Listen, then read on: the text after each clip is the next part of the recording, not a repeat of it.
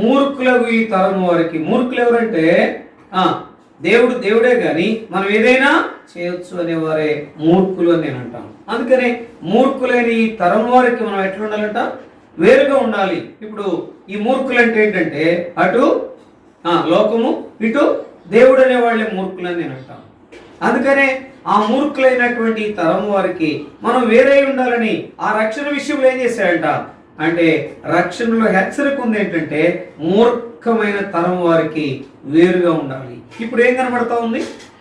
లోకంలో ఏం కనబడుతుంది? ఎక్కువగా మూర్ఖతే. నా ఇష్టం నేను చేస్తాను, నా ఇష్టం నేను ఉంటాను, నా ఇష్టం నేను మాట్లాడతాను, నా ఇష్టం నేను వెళ్తాను అనేటటువంటి మరి ముఖ్యంగా ఎవరు వినబడుతుంది ఈ మాట? ఎవరు వినబడుతుంది? యవనస్తులు వినబడతా ఉంది.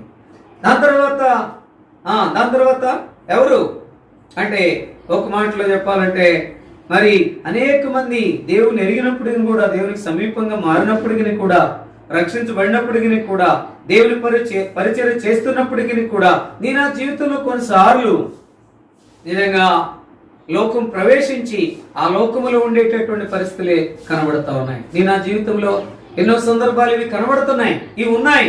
వీటిని తీసివేసుకున్న విధానంలో ముందు మనం రక్షణ విషయంలో హెచ్చరింపబడుతున్నామనే అనుభూలో నిలిచి ఉండాలి. ఆ రక్షణ విషయంలో కానీ హెచ్చరించబడకపోతే మనము ఈ మూర్ఖతరమైనటువంటి ఈ తరం వారికి మనం వేరుగా ఉండలేము.